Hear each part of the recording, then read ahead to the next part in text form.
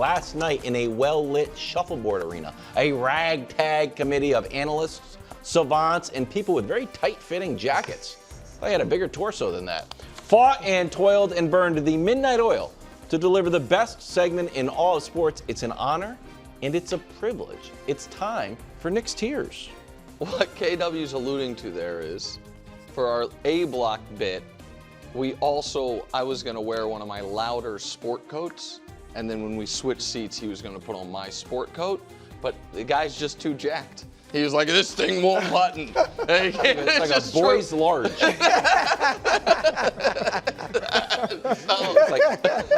He's like, it's Oshkosh, my gosh. So they don't make those for adults.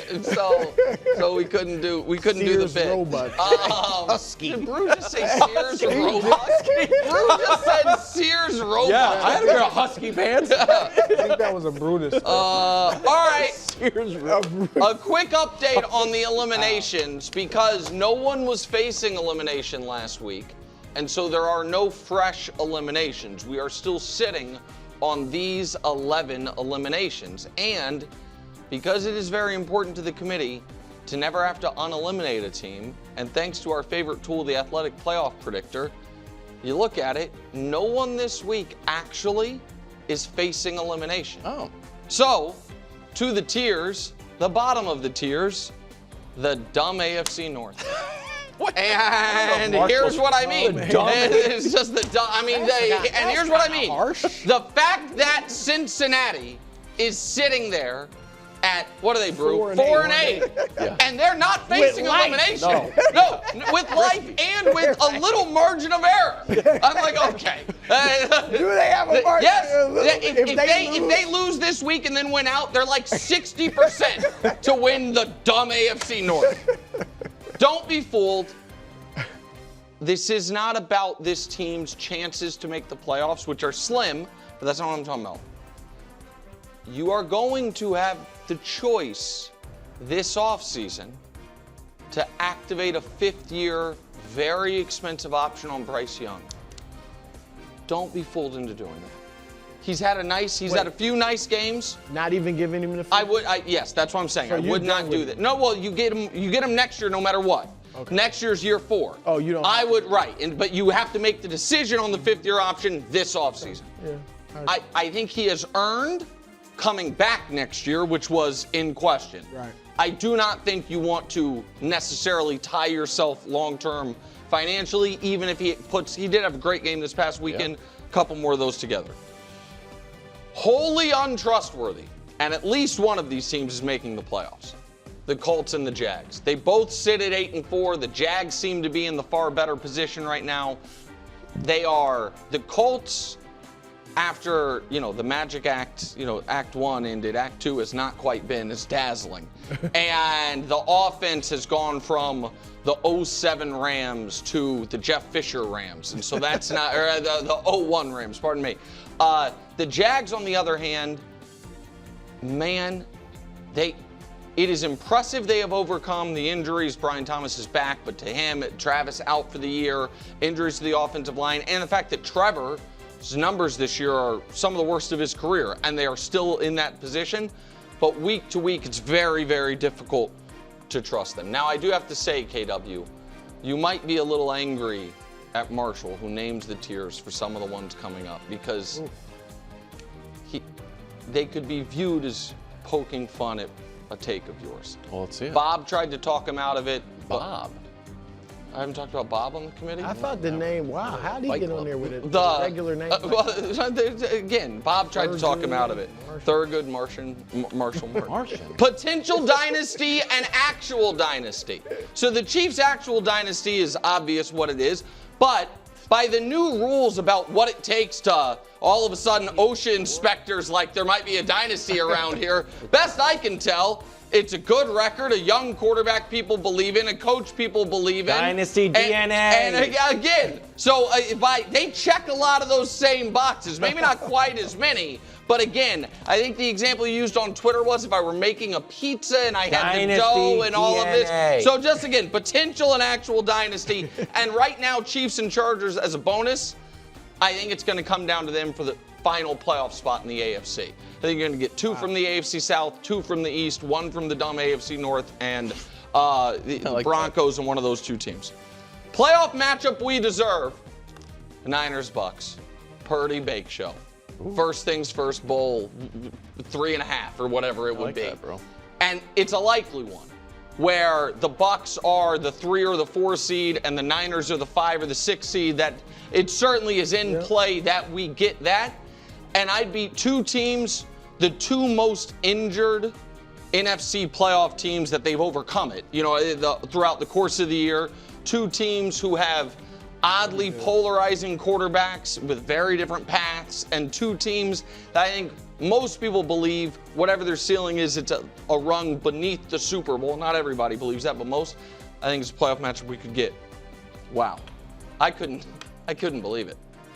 More potential dynasties? Well, the Eagles have already won one. So, like, they're way ahead of the game. And you look at the Texans, they have a coach we believe in. C.J. Stroud's won playoff games. They have a great defense. I'm just telling you, they check a lot of those boxes. Dynasty I mean, you can say that. Mike Vrabel spent time with the team. Like, there's a lot of connection there. So, again, and by the way, right now, this moment, I think they're the same caliber teams. I think the Eagles and the Texans, if they played on a neutral field right now, it's about a coin flip game with how the Texans are playing and how confident they are, and then the Eagles in the opposite situation. Fork in the road moment tomorrow night, Cowboys-Lions, for their season, that is, not for the franchise move. I think both, the Cowboys almost no matter what are going to feel very optimistic going into next year. The Lions, I think, can gather themselves if they have a disappointing season, but the loser of this game is in brutal shape. Yeah. And it feels like the Lions should have a bigger margin of error, but they don't because at the top of the the NFC is so top heavy. So Thursday night, fork in the road moment. I couldn't believe it. Okay. Wow.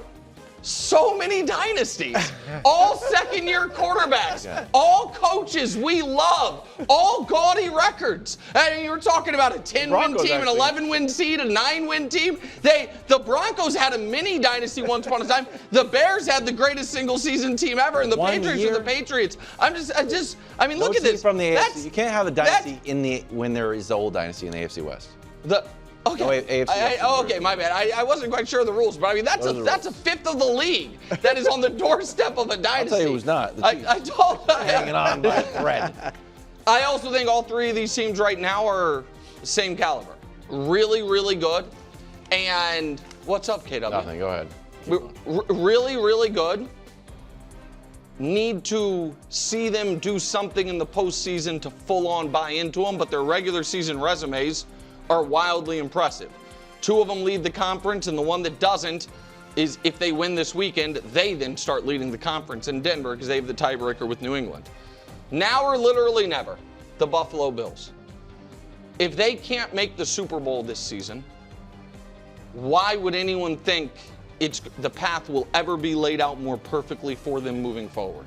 We've already talked about the AFC teams that are ahead of them in the standings have wholly unproven quarterbacks. The teams with the proven quarterbacks are going to have to fight. They're playing playoff games right now just to get an opportunity to get there. Those teams, Buffalo would potentially have home field advantage, certainly against the Chiefs if they were to meet in the postseason, if the Chiefs were to get there. This has to be the year for the Bills. A games. The Packers and the Seahawks. Both of these teams, you feel like you just know 9 out of 10 games the defense is going to be somewhere from good to spectacular. And when the offense is rolling as well, those 2, they look like they're the best teams in football. And Seattle has been probably the least covered excellent team this year. Green Bay, we have seen less A triple-plus games from them than the other really good teams. When they have played it, they've looked great. And then at the top, despite coming off a loss, pretty clearly the best team. A team that right now I think can feel like we can beat you with our defense, we can beat you with our offense. Our quarterbacks won a Super Bowl, our head coaches won a Super Bowl. We have a great wide receiver duo, and that, Greg Jennings, are the Week 14 tiers. I'm going to jump down to the wild so many dynasties because you said something as you were talking about those three teams, the Patriots, the Broncos, and the Bears, and said those teams are pretty much the same. I completely disagree. Tell me. The New England Patriots, Wildes, I got you, man. Thank you, buddy. They need. Before I continue, in case I'm not jumping ship off the Buffalo Bills, but leave room in your back seat with the boys, because I might take a ride with you. Let's go. That's the belief that I have in this team. Like, they should be higher. Wow. They should be much higher on this team. We talk about checking boxes, and again, we know they have a really good coach of the year candidate. They've been excellent. But what they have that those other three teams on that same road do not have and haven't had consistently all season is a conductor under center. And what he's been able to do, he being Drake May, he has been extremely special. When we talk about games that matter, and we'll see in the postseason, because these teams will be in the postseason, if we are to cast a bet and have belief in a team, we are typically going to lean to the team that has the Proven quarterback. Okay. None of them have that. They have the best quarterback. Based on what we've seen through the course of this season, he is unrattled. He's 100%. It doesn't matter what he's faced against. He has the goods to deliver. And it's not because he has some extremely great weapon, Totally agree. but he just knows how to spread the ball around. When you look at these numbers, and people don't take into account how impressive this is to do, but 400 yards receivers in this game, 5. They have 5. That means this young man includes everyone. There is no offensive player on this roster that gets into that huddle and doesn't believe he's getting the opportunity to make a play. Why? Because Drake May is going to utilize everything. He's not going to focus on one player. And I haven't even talked about the defense. I'm solely talking about this team offensively because I believe in this young man. I believe in his posture, his demeanor, obviously the way he speaks. He talks about being a conductor, and he's been one of the best conductors at the quarterback position we have seen all year long, proven or not. I like this team going into the rest of the season. Question for Greg, just because now I'm getting fired up. Go. Here we go. There's a screen grab that's making its way around social media about the Kyle Williams touchdown that he got in barely. The ball's in the air, and I think both Mac Hollins and Stephon are like celebrating. It's one of those it's almost like a Steph Curry type thing, Klay Thompson. Do you think that spreading the ball around that, and I know we give a lot of credit to like Vrabel, the culture setter, that also is a foundation of a good culture? Like, I'm going to get mine, you can get yours, and they're all rooting for each other? Or is that just Vrabel? Absolutely. And I think it has a lot to do with Josh McDaniels and just allowing his quarterback to understand you don't have to focus in on one guy. A lot of times when you have a young quarterback, you're in their ear saying, hey, you got your check down, you got this guy, They're letting him play. So go back to the tiers real quick, because I want to just respond to Greg, because it is undeniable that right now the Patriots have the best quarterback of the three. It's undeniable. I think he's a top 5 quarterback in the league moving forward, and I think he's been if I had an MVP vote, he'd be second, and the other 2 quarterbacks wouldn't be in your top 15. Yeah. I get that. The reason I think they are closer than you clearly do is the records. It's 2 loss, 2 loss, 3 loss. So the records are very similar. Mm-hmm. The coaches are all coaches, I think, we believe in. Ben Johnson, the least experienced. Sean Payton hasn't had the success recently, but the Super Bowl champion. Vrabel's just one of the most respected coaches. They're the same quarterback class. We've only seen one of them in the playoffs, and that was a disaster. The other 2, we've seen a lot of great quarterbacks not be great quarterbacks their first playoff game. So that's at least a question mark. Patriots have the best quarterback, the second best of the 3, second best defense, and worst running game. The Broncos have the best defense, the second best running game, and the worst quarterback. The Bears have the best running game, the second best quarterback, and the worst defense. So I think that I agree with you that I almost always tie goes to the quarterback. Sure. When they're young, when it's a young quarterback, I need to see him play in his first playoff game before I give him that tie goes to him stamp. So that's all. That would be the point that I made. All right. I hate to rain on Seattle's parade, Bro, they're good. but drop the Seahawks. Why? I'm about to tell you why. Because they have beaten one team, Greg, that would currently be in the playoffs. They are 1-3 against playoff teams right now. 1-3. All right?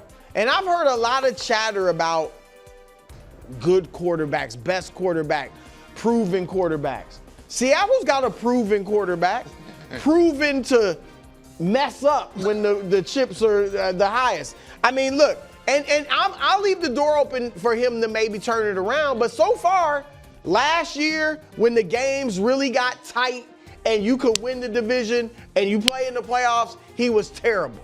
This year, here's his record against playoff teams and against non-playoff teams.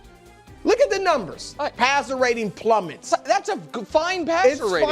It's fine, but look at him against non-playoff teams. Look at the touchdown to interception. That was all one game. Well, yeah, but the touchdowns are all one game too. He had 4 against Tampa, so it kind of evens out. Not bad. The yards per game he throws for a lot, maybe because they're trailing. But my point is he doesn't play well in the big moments, and obviously those are going to become big moments. And here's the thing. As the expectations of him and the team rises, he has started to struggle a little bit. His last 4 games, 3 touchdowns, 5 interceptions. That's one game is all of it. Is the 4 picks, Should we just erase that one, No, Greg? I'm just saying I don't think it's a Losing trend. in the playoffs would be one game. That's all he takes. I don't think it's a trend when he. And these aren't even playoff teams. 3 of the last 4 games are against non-playoff teams. The problem is the guy who he's on the same level as. The last 2 games we've seen him in the playoffs, he's been off. But hold on, he was great in his first playoff game, and then his second playoff game. That means a lot. Look at those top 4 teams you have. The Rams obviously have a proven Super Bowl champion. Everybody's All-American. Look, J-Lo went into Jerry World. Yes, and then, where they had won, 15, 16 straight? It was 2 years ago. 16 straight games and got busy on them. Obviously, Josh Allen. Then Darnold. J-Lo was worse in the playoffs last year than Darnold. Yeah, but he at least has shown you he can do it. He had a bad game. And Darnold, from what we see now, it looks like the moment might be too big. I agree that J-Lo just had a bad game. It wasn't the moment. I don't. That's the part I don't know if I agree with you. Well, but why we'll wouldn't see. the moment have been too big? I don't think you're going to bat 1,000 or over for your careers, but I think Seattle's really, really, really good. I just want to drop them a level, but you got them too high. Okay, I think the Bills are riding on reputation. I've been singing the same song since week 1 of the Bills. I'm like, eh. And I know everyone likes the Bills because they're a little bit like a steakhouse in the city where you're like, oh, this is going to be great. And you get in there like, I don't know. I was in here 2 years ago. It was just a little bit better. Here's why. 1, Sean McDermott's defense is not the same as it used to be. You can be okay, you can be great at stuff, that's the best case scenario. You can be middle of the road at stuff, that's an okay scenario. But being dead last in things is really bad. Does it offset at all that their pass defense ranks are almost the exact opposite of this? Not to me. Okay. I like running the ball. Okay. I like when it gets cold, you're going to be handing that thing off and like, uh-oh, right up the middle on this Bills defense. 2, Josh Allen under pressure. And this is just 2024, he didn't get sacked at all. He also won the MVP. He had the fewest sacks in 12 or more starts. This year, he's tied for the 6th most sacks.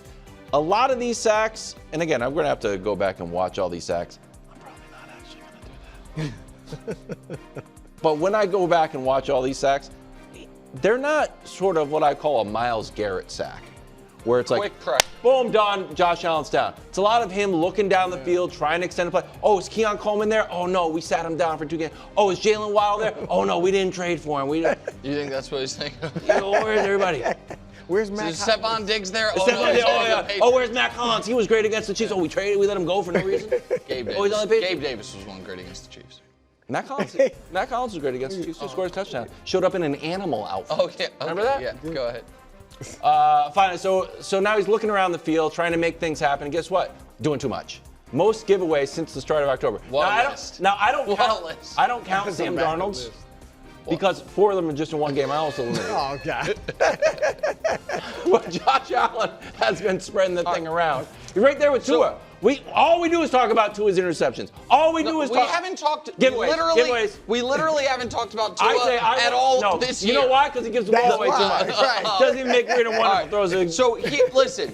So you are right to a degree that they're writing on reputation, but in the defense of the committee, that is because they are reminding us lately of the scariest Bills teams, which are teams where Josh will turn the ball over. That is true. But right now, here's what they have.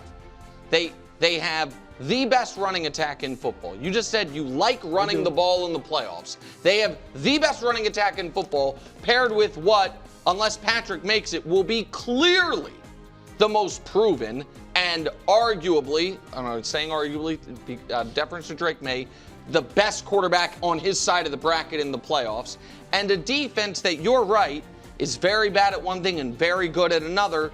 But if you think the Patriots are the biggest threat, what's the only thing the Patriots aren't good at offensively? What do we do against the What's Bills? the only thing the Patriots aren't good at? I think we're good at everything. I think it's a play call. Josh McDaniels play calling decision. When we're not good at running the ball, we're 11-2. We ran for I think we ran for 150 some odd Okay, well, yards listen, against the Bills. I'm not going to be able to combat the argument of the stuff we're not good at, it's because we don't want to be. Well, we're 11-2. No, I'm just saying there's decisions being made where it's like, I don't think we have to run the ball that much. Flip side of that is typically a team that's been winning. 3.9. Right. How about? Okay, maybe we should be undefeated. No, again. I'm saying we won 10 straight games. To be like, you guys are bad at this, I disagree with. KW, I understand that for some reason at this moment, it's very hard to say there's anything that the Patriots aren't perfect at. The point I am making is this. If the best team in the conference were the Colts, I think I would be very concerned about having the worst run defense. If the best team in the conference offense is powered by the MVP quarterback, then maybe I would prefer to have the best pass defense. That's the argument. Now, if the answer is we actually also could have the MVP running back, but we're saving that for the playoffs, then so be it. But I just think that is, I think the Bills reminding me of old great Bills teams is a good thing. I think it's like Jamie Foxx, where it's like, he's a great actor. He's not, a very good singer. It's like, no, I could sing too. I'm just doing a movie right now where I don't sing. Yeah, I understand. Want me to start singing? I'll be excellent. Then explain the yards per carry stuff, buddy. That doesn't work there. Thanks for watching. Subscribe here to get more from the show and to check out clips from other shows on FS1.